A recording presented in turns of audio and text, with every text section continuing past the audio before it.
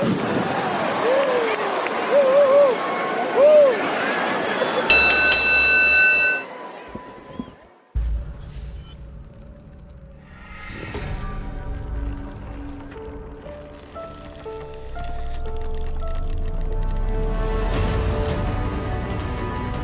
you remember the first time you stepped into an arena to witness a collision of good versus evil?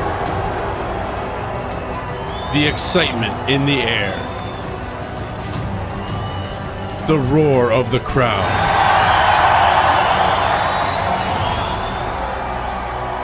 and of course, the blood.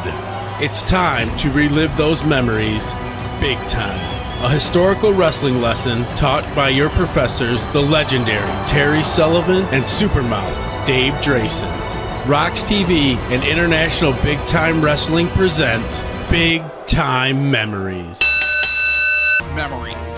Hello everyone, I'm Terry Sullivan along with Dave Drason, back with another edition of Big Time Memories.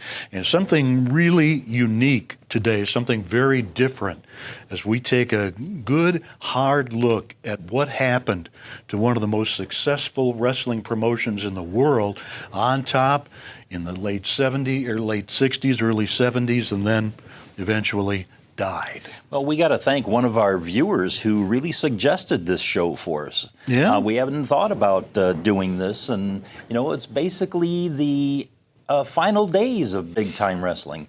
I mean, from 1965 through 1980, Detroit was really the premier territory in the country. You can, make a case for New York or LA or down in Georgia, Texas. There was just so many independent territories at that time. But I gotta say, when you go over the guys that appeared in big time wrestling, from 65 through 80, it was a who's who.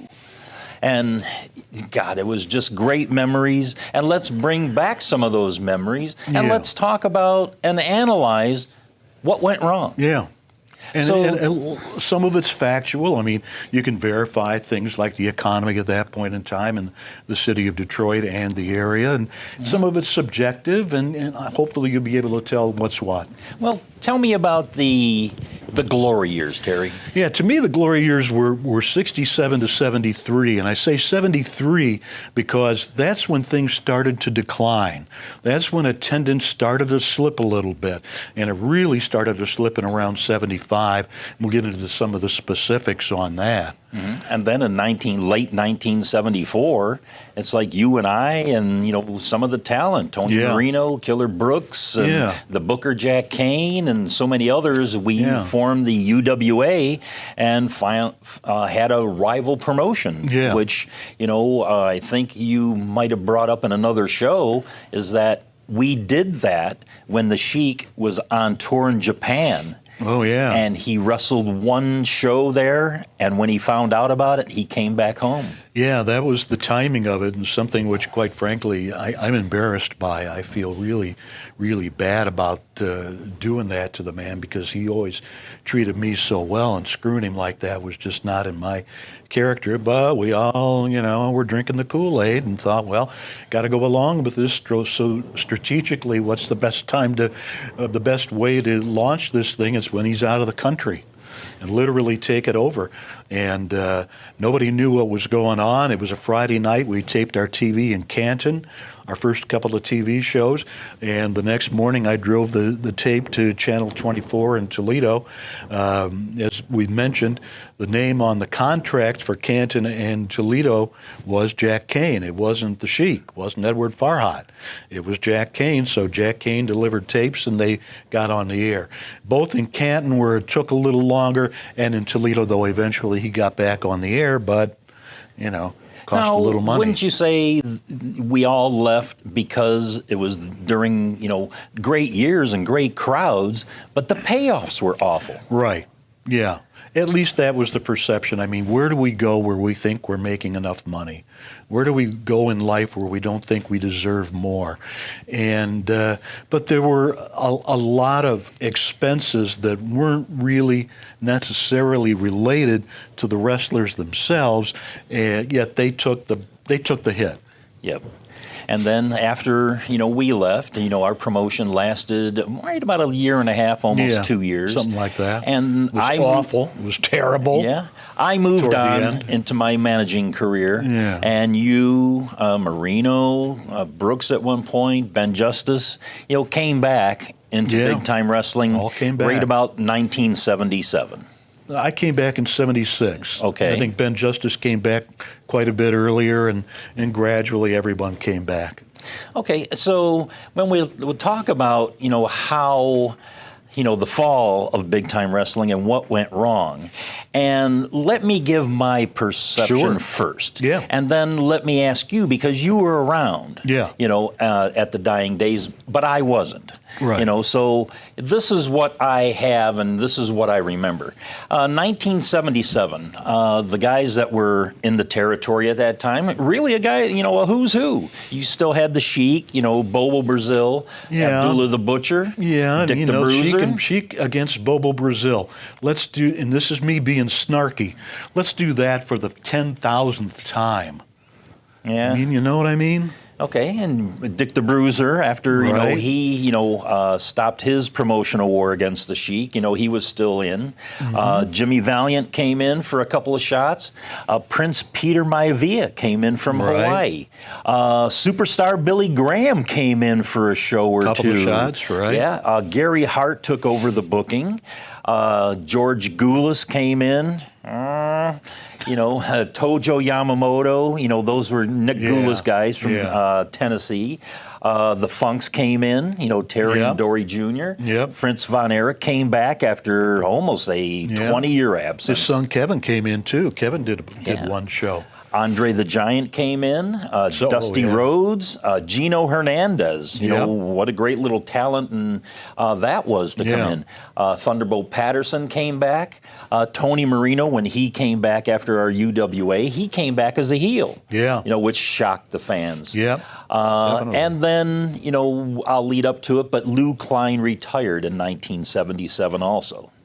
And let me give some of the highlights of those years, 1977. On January 8th, 1977, Gino Hernandez, his first appearance in the territory was on TV at Channel 20 in the afternoon. It was 62 at that time, 62, okay. Right. Before the Kobo show. Right. And he took on Bulldog Don Kent on TV. Who was the champion at that time. And he beat him. Beat him. Beat him for the title right on TV. Yep.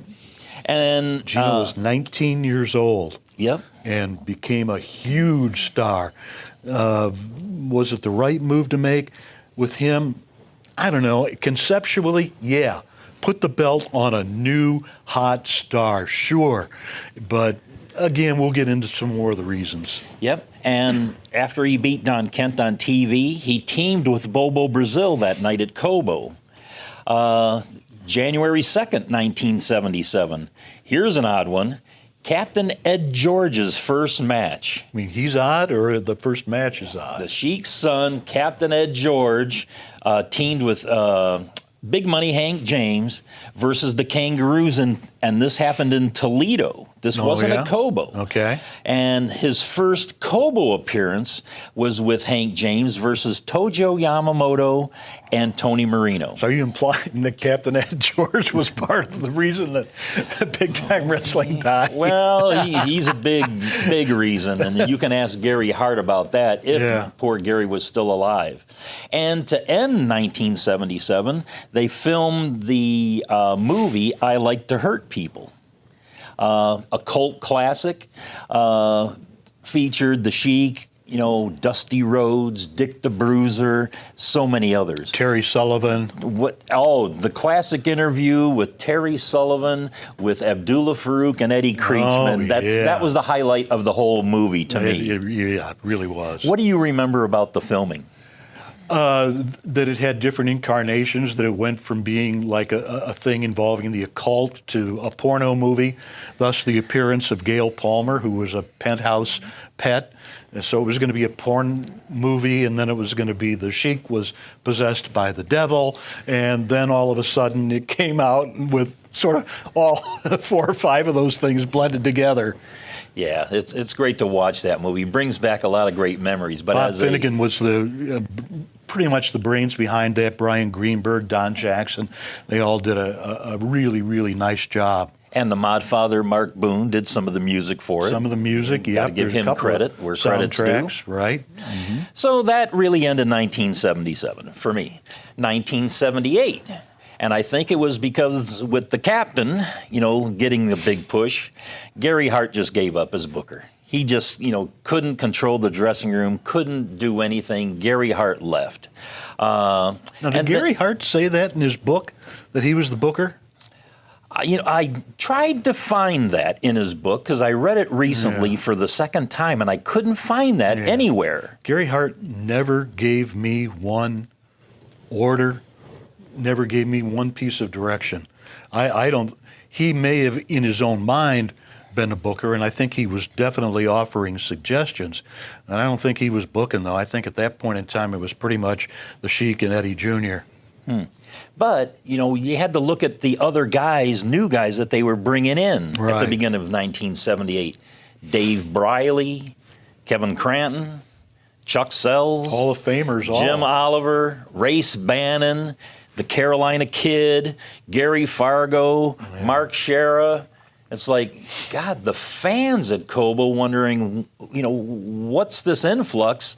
Yeah. And then, it's basically they're promoting a bunch of, enhancement talent that didn't mean a thing. All about it was generally a decline in the talent. Tom Ernesto was the booker for a while, one of the original assassins from Georgia. He came in, brought a couple of his sons and a bunch of people out of Tennessee and Georgia who were not quite yet ready for prime time. Yep. But, on the good side, Mil Mascaras came in at that time. Harley Race came in. What a boost that was. Bulldog Brower made his return. Dick the Bruiser still hung around.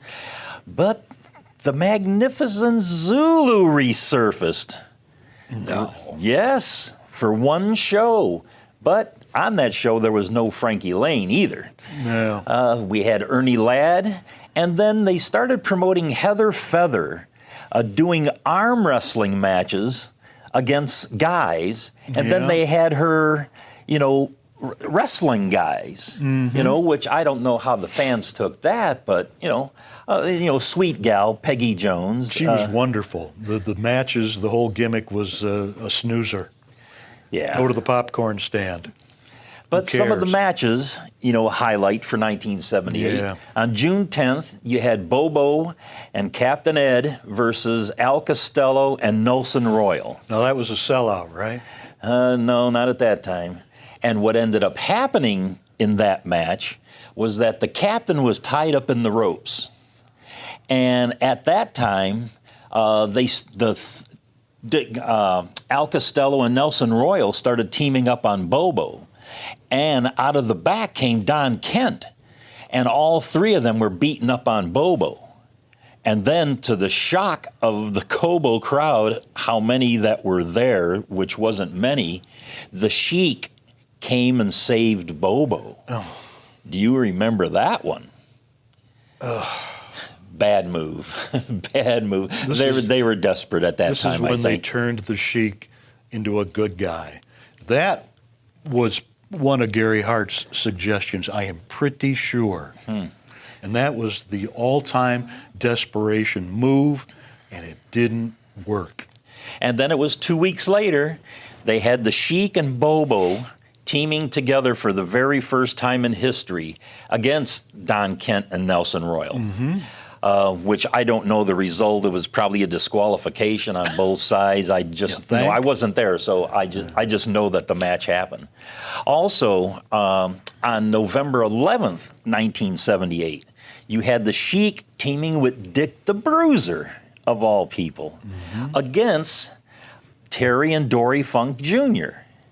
Which a great match. Marquee. Sure. Absolutely. But the thing about that match that I personally love, the special guest referee that they brought in, the great NWA champion, Buddy Rogers.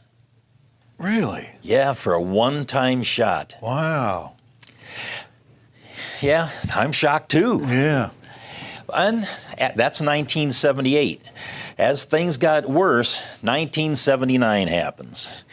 You had Bruiser Brody came in, Mark Lewin returned, Fred Curry returned, George the Animal Steele came home, and before he went to the WWF, and did his, big resurgence, Steele was here. Don Fargo came back. Ox Baker made a big return. Luis Martinez came in. Randy Savage came back in. You had Trader Hampton, Al Costello, and Ben Justice Jr. came in. Who was Ben Justice Jr.? We ask you who. If anybody knows, please let us know. We have no idea. No clue. Who he it did was. exist, though. And highlight matches of that year, 1979, January 27th, you had the Sheik and Captain Ed George against the Butcher and Pancho Villa. Pancho Villa was Alex Perez, a big-time star from the 60s who was at this time in declining years. And then not long after, the Sheik and Dick the Bruiser tag teamed. I think, old rivalries, went dead again. Mm-hmm. And I don't know who came up with this promotion, but this is, you talk about desperate and a stinkeroo. October 14th, 1979, the Sheik versus Dick the Bruiser. But they said that each man represented a different form of music. Oh, yeah. The Sheik represented disco, and Dick the Bruiser represented rock and roll. And I think that had to do with WRAF radio at the time, where George Beyer was doing the Dick the Bruiser imitation. Right. So I think that they were doing a little promotion on that and stuff. Yeah, Bruiser was doing commercials for the Riff. And, those, I think, are still pretty famous. So he had a natural tie-in with the Riff, and when he came back into business and then it came time for the Sheik thing, it was just a natural tie-in for the Riff, and I think it worked out pretty well, at least from there. The first Sheik-Bruiser match drew well. It was at Olympia, but it was a disappointment. They thought it was going to sell out. Should have sold out, no reason it shouldn't have. No. And it ended in a double disqualification. They were both fighting outside the ring. Yeah. But in late 1979 and early 1980, things are really getting bad. And it saw the return of Pampero Firpo. Dirty Dick Murdoch came back in. Ernie Ladd came back. Luke Graham came in for a show or two. He came in, teamed with Ripper Collins for a while. Yep. And then at the start of 1980, it saw Chief Jay Strongbow come back. Yeah. Frankie Lane came back, thinking that he might see the Magnificent Zulu, probably. Strongbow was a boost for a while. Yeah. He was wonderful. Igor, Mighty Igor stayed till the end. Don Kent, of course. Haystack Calhoun made a reappearance. Abdullah the Butcher were still here. The Funks, and Killer Brooks made a return for one final time. And some of the highlight matches of that year, June 28th, 1980, there was a tag team tournament of all things. Mm-hmm. And a lot of the guys from Japan came in. And it saw Giant Baba and Jumbo Tsuruta beat the Sheik and Killer Brooks. And I remember talking to Killer Brooks about this. We were at a CAC in Las Vegas one year, and he says that was one of the highlights of his career, to be able to team with the Sheik. Oh, yeah. Yeah, I mean, the Sheik was, Sheik really made Killer Brooks. Mm-hmm. Treated him like a son, made him a star here, when he didn't have to. Brooks was an enhancement talent under so many different names. Killer Brooks, and then he was the Hangman and the Bounty Hunter and, so many other things. But, then the Sheik really made him. And then from June of 1980 to October of 1980, the Sheik didn't run Cobo Arena. He was running shows in Lincoln Park and Melvindale. So I think, probably economy-wise, he wasn't able to afford Cobo anymore. You think so? Yeah. But on October 5th, 1980, he returned to the Cobo, Sheik versus Dory Funk Jr. in a nail board match. desperate? Who came up with this? And who's going to be wanting to, I know the Sheik ain't going to want to do any kind of job on a nails or funk either. Who wants to get stabbed with nails? I don't know how that went, but It's like barbed wire.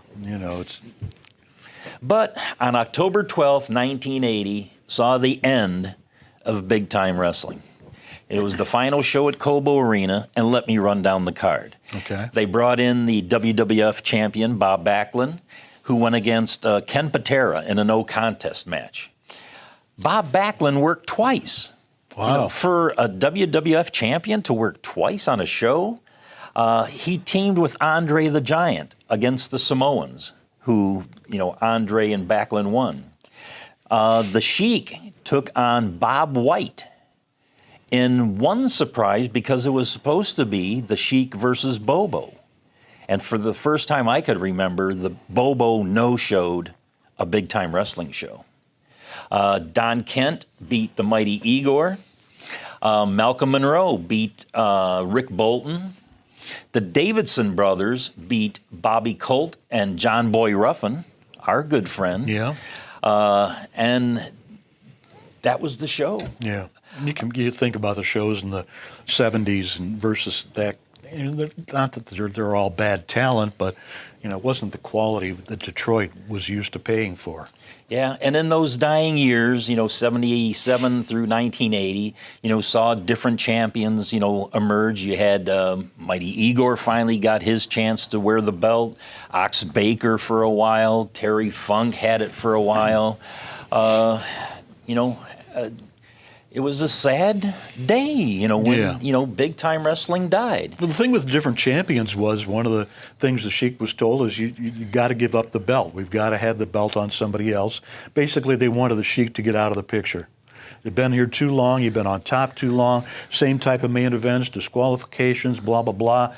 The formula is dead. The formula is passé. It's no longer drawing. And, we'll get into that a little bit more, but that was the reason for all the different champions, and it was an attempt to boost attendance, which just didn't work. Yeah.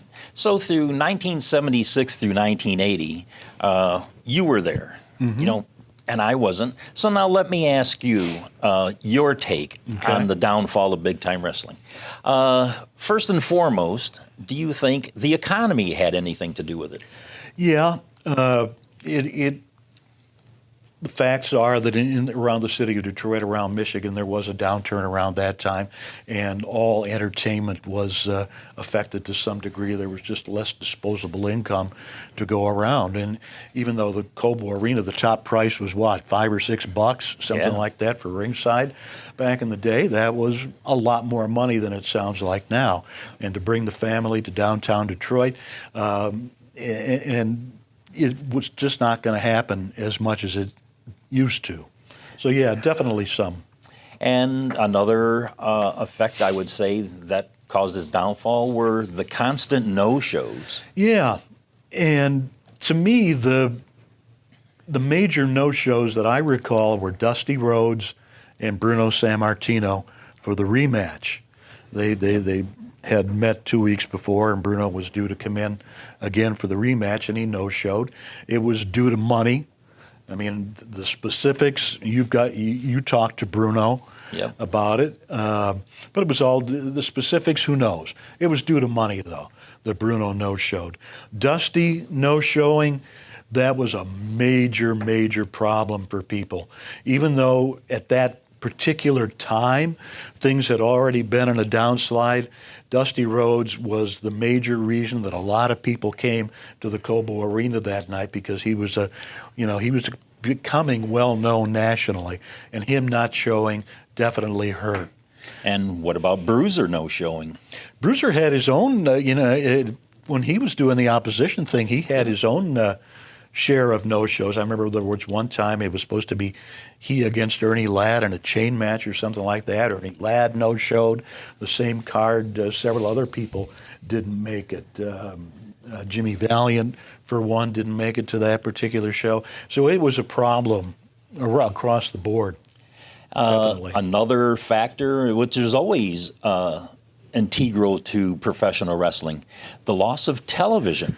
Well, it was the loss of Channel 50, and to me, my opinion, that was the start of the end. That was the beginning of the end when they lost Channel 50. And that happened in about 75-ish, Yep. I think. Because at one time he had a show on 11 o'clock or noon on Saturdays, which was the prime time for wrestling television back then. And all of a sudden he didn't have Channel 50 any longer. And to me, again, a major hit. You're talking about a television station with 2.3 million watts of power, which covered basically the entire state of Michigan, part of Ontario, large part of Ohio. Perfect place to advertise all the Michigan towns, or even the Ohio towns if you wanted to, even though, and this is another tangent, they didn't do that very often. They might have given a few plugs to Port Huron and Flint, but that was about it. They really didn't advertise anything but Detroit for the most part off of Channel 50.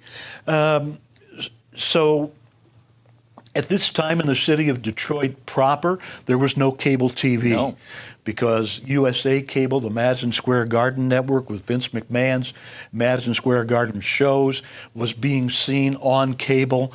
WTBS, Channel 17 out of Atlanta, the NWA, was seen on cable around Detroit, not in the city of Detroit because it wasn't wired for cable for another several years yet. But, and that's why when Georgia Championship Wrestling started, they started in Saginaw, Toledo, Flint, all around Detroit, but they didn't come into Detroit because nobody was watching them yet. So we lose Channel 50. What do we get? Channel 62, one of the worst stations in the world. And I mean, no disrespect to them, but it was a low-budget station. It was low power. Some areas of the city of Detroit couldn't pick up Channel 50 or 62, because we're talking about antenna TV at this point in time, no cable yet. So in some parts of Detroit proper, they couldn't pick up 62. It hit a couple of the suburbs, but not much beyond that. So all of a sudden you went with a television show on Channel 50, and essentially Big Time Wrestling, the 60-minute show was an hour-long commercial for what we were doing and for the next show at Cobo Arena. Now you're on 62 where beyond the city of Detroit, nobody's watching, and who is seeing Terry Funk and Mark Lewin and superstar Billy Graham and Gary Hart and Bruiser Brody? Who's seeing them? Nobody was watching outside of, you know, the core audience. And that's something which exists for any product. You've got your built-in audience. They're going to watch wrestling no matter what. Your Chic fans, whoever they are. But as we began to see the effect of losing Channel 50 at the arenas, you know, you went from having 12,000 people and 7 sellouts in a row in 72 and 73, and now it's declining. 7,000, 8,000, 6,000, and went steadily downward. And to me, the biggest reason for the decline is nobody was seeing the product. Nobody, again, except for the core audience. There was not the opportunity that we had with Channel 50 to attract new viewers, to have new eyes on the show, or people who had seen the Sheik get disqualified for 10 years and were tired of it. Well, you had another group of people who hadn't seen it, so they were coming up, and yeah, they'll come to the matches. So to me, again, that was the big deal. Well, now you're talking Detroit here, you know, in the Detroit market of big-time wrestling. Right. What about all the other towns and the TV that they had in the other cities? The key, I think, to that was the formula was wearing out. And by the formula, I mean all the disqualifications. There were very few, if any, clean 1, 2, 3 wins. Run-ins. Yeah, run-ins. The whole thing about professional wrestling is people pay to see the villains get beat. And that stopped happening because the Sheik wasn't going to lose. You know, now and then he did. The belt would be held up or something like that, but he'd win it back the next week. Put the belt on Gino Hernandez. 6 weeks later, it's the Sheik against Gino, and the Sheik gets the belt back. So, and as far as promotion of the towns around the area, you know, I think other than counting on the television show and maybe a newspaper ad, there was nothing happening. Well, you got to figure with lower crowds, you got lower income coming in. Right. Plus all the other things that were going on, within the promotion, there was other money drains. Yeah. Tell us about that. Well, first, though, the whole thing with Kobo, as things began to decline, now you're seeing the decline in the quality of the talent. You're also, and something we should mention maybe before we get into some of the other areas, is the fact that we started taping at Kobo Arena. We started giving away what people had been paying for all these years. Mm-hmm. Initially, the main events were not shown on television. Eventually, though, that changed, and at some point in time, they were getting shown. But yeah, so it became a thing like I think the WWE perhaps is experiencing now. They're giving away so much on television. What are you going to do to draw all these people into the arena to pay when they can watch for free? Well, I've seen on other pay-per-views that they've had, just say a main event, the very next night on Monday Night Raw, it's the same match. Yeah. So now the people who just paid $50, $75 to watch it on TV, they're watching the same match the next night for free. Just a different angle and a different gimmick. But the TV in the other markets, like Columbus, was just an unpenetrable market for the Sheik. He just could not get a foothold. And here's a town, when Al Haft ran it in the early 60s and throughout the 50s, he was drawing 5, 6, 7, 8,000 people every week or 2 weeks in Columbus. And now all of a sudden you've got this huge population center and zero income coming from it. He would get on one of the stations there, I think Channel 6 he would get on, but that cost a lot of money. And with most of the television stations that we had with Big Time Wrestling, it was a barter. We would come in, give them the tape, and give them 12 minutes of commercials to sell for that particular hour. Right. And that worked really, really well for a long time. We would take 10 or 12 minutes and advertise our next show in the area. The station would get 10 or 12 minutes to sell and put in their pockets. A few of the stations got a percentage of the gate in an individual market. I think Dayton might have had that for a while, Cincinnati possibly. But Cincinnati's another story. He was paying big money to get his TV on in Cincinnati. Channel 19 was pretty much for free, but Channel 9, that cost him a lot of money. Channel 12 he was on for a while, WKRC, and again, and you're talking expenditures at a period of time when the big money maker, Kobo Arena, is starting to decline. So you're seeing less money coming out of Kobo, less money or more expenses throughout the rest of the territory. Well, you mentioned Columbus. Couldn't get a foothold there. But I remember over time, Fred Curry tried promoting there. Bobby Davis, the great manager, tried promoting there. Buddy Rogers tried promoting there. Mm-hmm. And that's another reason, like you said, she was never able to get a foothold then. Yeah. Cleveland, he ran Cleveland for a while. Again, it was problematic, just not drawing. Canton, a couple of thousand people maybe if we were lucky.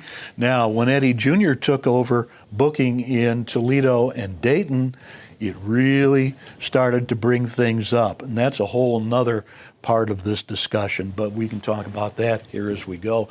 The other money drains you asked me about, I got to think that one of them was the mansion that the Sheik built. Not that he didn't deserve it, it was his money, but it went from something which was slated to cost $750,000 in 1973, which would be the equivalent today of $4.5 million. And every time you turned around, there were cost overruns. There were delays. I'm thinking, what's happening with the mansion stuff? Nobody's there. Nobody's there because they're not getting paid. Yeah. Okay. So that was another reflection on the whole money drain thing. The upstate New York was another huge money drain and caused a lot of dissension among the wrestlers. Pedro Martinez was running Cleveland, was running upstate New York, had run them for 30 years, but started to lose money. And so the Sheik said, well, I'll put my TV on in there and put my guys in there, and we'll really, crack this thing wide open and make millions and millions of dollars. Didn't happen. Now, what was the Sheik's arrangement with Pedro Martinez? I don't know. Was he leasing? Did he buy it? I don't think he bought the territory. I think my best guess is that he was leasing it. That Pedro perhaps was getting a percentage of all the towns, and or certain amount of a lease payments monthly or something like that. But New York was a disaster. The guys he was trying to run both territories at the same time. And, Detroit territory, one thing about the guys who wrestled here was they could go home every night if they chose to do so. New York, now you're talking 600 miles or something like that, one way. Yeah. And so the Sheik would book 3 or 4 nights in a row, Buffalo, Rochester, Elmira, whatever it might have been, which meant that the guys had to leave home and go on the road, all the expenses of the meals and the hotels and everything like that. And the payoffs were the you-know-what, the drizzling you-know-what, because they weren't drawing any money. You go into Buffalo, and here's the huge Memorial Auditorium, and you think, or the War Memorial, that was Rochester. How much is it costing him to open the doors on this arena, and you're getting 500-600 people? I mean, that was just costing so much money just to open the doors, and essentially it's a money loser. Well, people think, that, when you run a wrestling show, people pay money, that money goes to the promoter pays the boys, and the boys go home, and the promoter goes home happy. No, that's not the case. They have to pay for the building. They have to pay for security. They have to pay for the programs, the referees they have to pay for, the TV. And in New York, we had the State Athletic Commission, as in Michigan, which got their, 5%, 10%, whatever it was. So there was a lot of expenditures that go along with, anybody promoting a wrestling show these days. So that's just another one of the money drains from the mansion to the New York territory. Payoffs were suffering. The boys, the wrestlers, they were not all that thrilled because they weren't making as much money as they used to. Well, what happens then, they move on to another territory, right? And you're having to bring in other talent. Right. But what talent were they bringing in? They were bringing in, poor quality for the fans. Like what guys were they bringing in?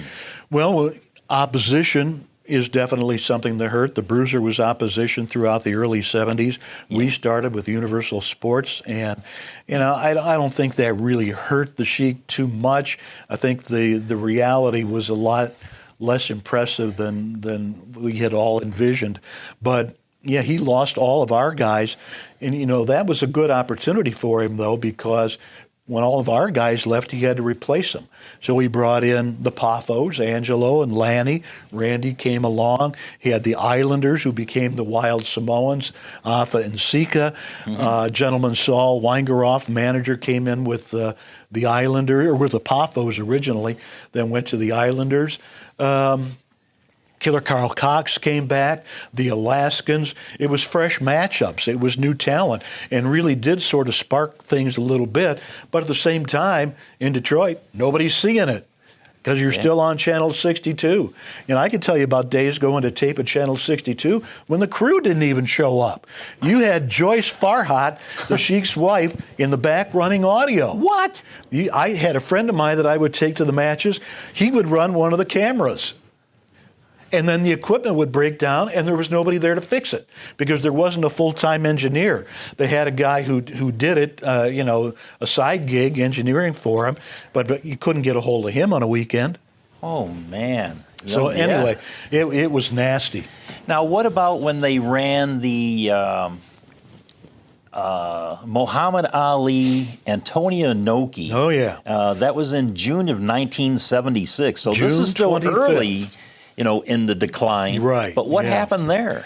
Well, Ali and Inoki was supposed to be the match of the century, and it did legitimately get a lot of publicity. New York, Vince McMahon did really, really well with it. But what was happening was the Sheik paid some kind of a fee to be able to buy into this thing. Okay, we're going to show Ali-Inoki on closed circuit, and then we're going to have our own top stars with all these new eyes who are coming in to see Ali versus Inoki. We're going to put our own show locally. So New York had their own local area that they had live from, was it Shea Stadium? Yes. That they did theirs live from, and then they sent a closed circuit into other markets in their territory. We were live out of Toledo. Right. We had the TV bus live out of Toledo. We had Firpo against the Sheik, I think, for the first time. Might have been for the first time. The Sheik threw his fire, and we had a great card.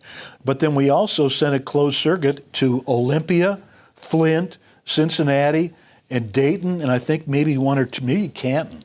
One or two others. So you're talking about, okay, we got to rent all these buildings.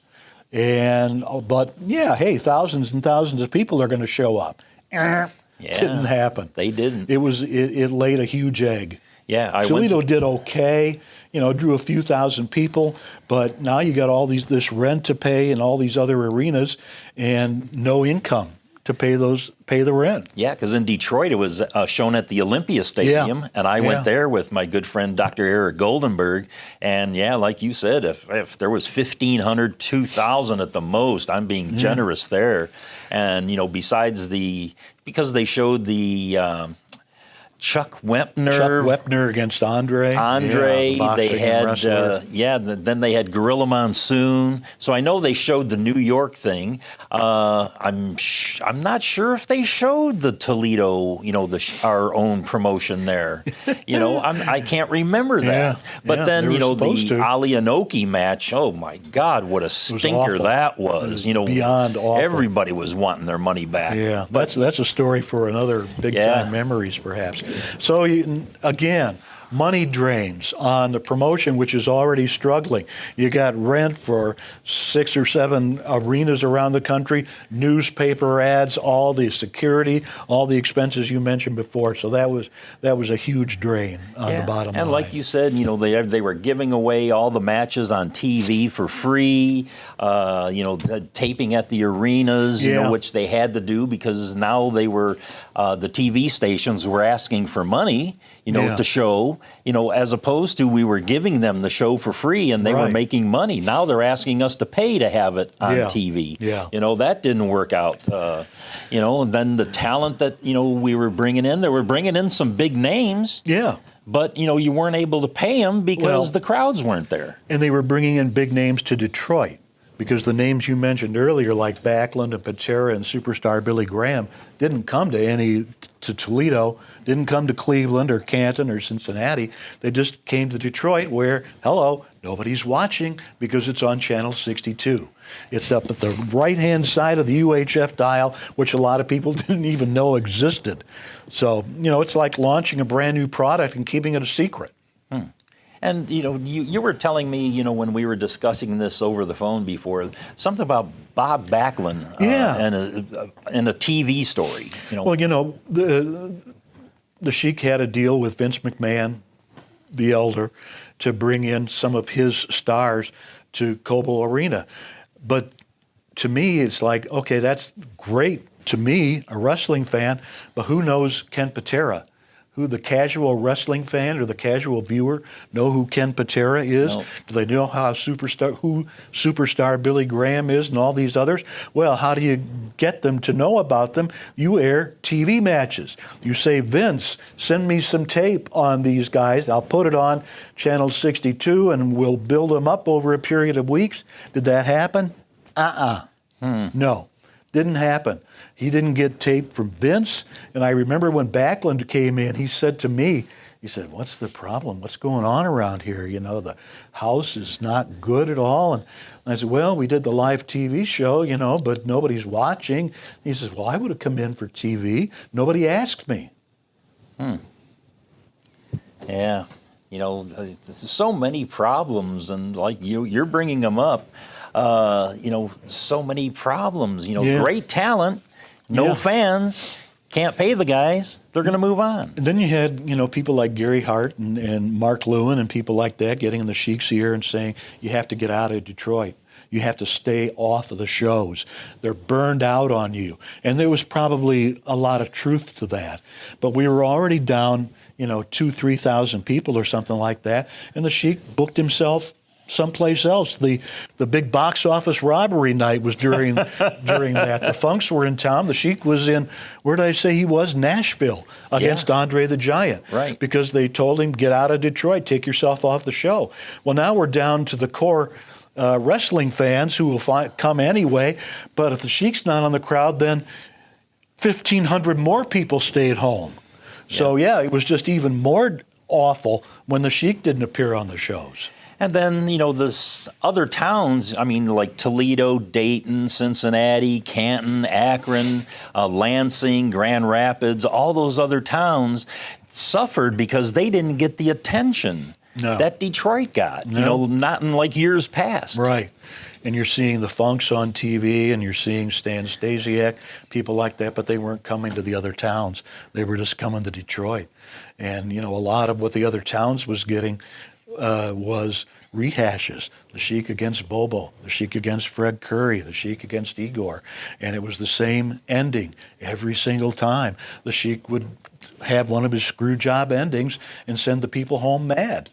Yeah. Now, the philosophy was piss them off so they'll come back next time to see the Sheik get his. But that never happened. Yeah, that formula went by the wayside a long time ago. But then, I want to get this point across.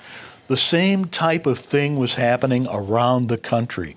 And nipping at everybody's heels was Georgia Championship Wrestling and Vince McMahon, the WWF. They were coming on strong. And the territories nationwide, with a few exceptions, Texas lasted a while, Memphis lasted a while, but the rest of them were all dying off. Yeah, and like you said many times before, the Sheik was big-time wrestling. He was the draw. If he wasn't on the show, crowds suffered. Yep. Even in the glory days, when he'd go to Japan, on tour, and then come back a few weeks later when he'd be on the shows. But, in the dying days, as great as he was, the 5-minute matches, the screw jobs and stuff, what do you think the Sheik's formula that people got tired of? Well, that was it. We just said it. It was stale. There wasn't a whole lot fresh. Gino Hernandez was fresh. He was new. He was young. He was good looking. He was everything you want and somebody you could push to the moon. Was he the right guy to do it with? A little too young at 19, perhaps. I think in concept it was a great idea. But where did we go with Gino? Nowhere. He was just a face in the crowd after that initial victory for the U.S. title. Now, to me, I've known him since, almost the start, as a fan, and got to know him when I became the photographer for Big Time Wrestling, and then when I started my managing career. But over time, he was just, I don't know if I could say the right word on television here, but, oh, God. He was just mean and nasty to everybody. He was a big, let me ask you, do you think letting Eddie Farhat Jr., the captain, look at this, he's putting it on me. Book shows and then putting him in the ring? He didn't even look like a wrestler. No. And he got the push. It was desperation. Do you think putting him in those positions help or hurt Big Time Wrestling? Putting him in the position that he was put in, let's talk about him as the booker, the man in charge of what's going to happen in Dayton and Toledo. And we're talking now, he's in his mid-20s, and he's grown up in the business. He knows what's going on, and he would help the Sheik with the booking and Jack Kane. But gradually they told him, okay, you're getting a little bit older. You got all these ideas. We'll give you Toledo. We'll give you Dayton. Good move? Yes. Did it pump the crowds up? Tremendously. For a while in 72 and 73, Dayton was drawing better than any other town except Detroit. And Toledo really started popping. But what he was giving the people was violence. It was nothing like ECW eventually was. I mean, it was really ECW light, but it was violent, much more violent type of wrestling than the people had ever seen before. Well, it's always been said, like, when I'd go to St. Louis and, go to the Kiel Auditorium for Sam Muchnick's promotion, which was fantastic, that was pure down and out wrestling. Yeah. And you very rarely seen violence. There was a strict rule by Sam Muchnick, no fighting outside the ring. Yeah. And if blood ever came in, it was few and far between on the shows. Yeah. Sam Muchnick was, very against blood. Yeah. But that's the one thing in big time wrestling that fans could come, to the shows. They always expected blood by the Sheik and his opponent. Yeah. Violence, fire, all the craziness. Boards, barbed wire, nail board, yeah. Right. The Arkansas Club death match with Haystack Calhoun, and all the craziness. But I think Eddie helped in terms of really pumping up the crowds. Was the violence a good thing or a bad thing? I don't know. Him in the ring, did he get over? Yes, he did. Yeah. Don't ask me why, but he did. The people took to him. Personality-wise, he had a lot of animosity from a lot of the boys. He had never been in the ring. He was sort of obnoxious, real antagonistic. You couldn't tell him anything. He would get mad. He had a quick temper. So in that sense, didn't do the business a whole lot of favors. But again, was he successful in his time? Yes. And like you said, the same thing was going around the country in all the territories, L.A., Texas, Kansas City, the Northeast, or the Northwest, I'm sorry. Just attendance was declining. Economy had a lot to do with it. The expansion of the WWF had a lot to do with it. Yeah. They had the TV. Yeah. And that's always been said. If you don't have TV, you don't have a good, successful promotion. So, in conclusion, I would say, was there one reason? No. It was a series of reasons, all of which sort of snowballed and caused the demise, not only of Big Time, but of other similar promotions. Well, hopefully in this segment we answered your questions. What was really the downfall of big time wrestling? What caused it? The goods, the positives, the bads, the guys, the money, whatever. Yeah. I think, Terry did a fantastic job trying to explain it to you. Well, a lot of it's my opinion. As I said, other things, the economy, things like that are factual. But that's where we stand on the death of big-time wrestling. And, usually, David, you have me at the end of the shows do an ring introduction like I would do it back in the day and bring back all those memories. Well, how about this time? Wait, let me think of a guy. How about you do it? Me? Yeah. Do the ring announcing? I'll give you some suggestions from the mid to late 70s. How about if you introduce Dave Briley? And... Don't remember him? Who? How about Kevin Creighton? I don't remember him either. You can't remember him? Wait a minute. Chuck Sells, Race Bannon, Mark Sherraw, Axe Grossman. Who? He's stumped. Are you ribbing me here? No. I don't remember him either, to be honest with you. Mercy sakes, you give me the opportunity and you throw me ribs like this.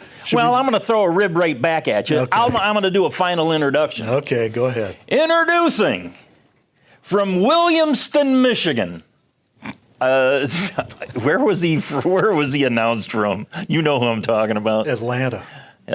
From Atlanta, Georgia. Weighing in at, mercy sakes, he weighed what? 280, 3,648 ounces. Here he is, introducing the captain, Ed George.